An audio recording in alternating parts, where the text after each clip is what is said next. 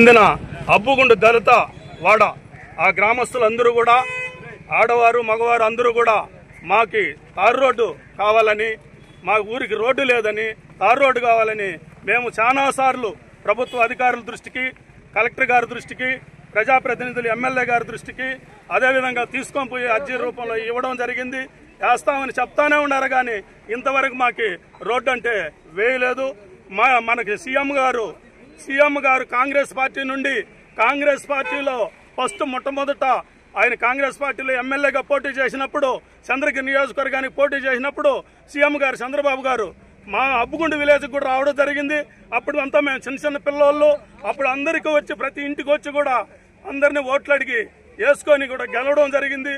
అప్పుడు ఎమ్మెల్యేగా గెలిచి కాంగ్రెస్ పార్టీలో ఇప్పుడు మళ్ళీ 4 సార్లు ఈ రాష్ట్రానికి ముఖ్యమంత్రి అయినా కూడా అప్పుడు ఆయన ఎప్పుడు వచ్చి ఎమ్మెల్యేగా మొట్టమొదట మా ఊరికి ఎప్పుడు విజిట్ చేసినాడో అదే విధంగా ఇప్పుడు కూడా రోడ్డు అట్లే ఉంది.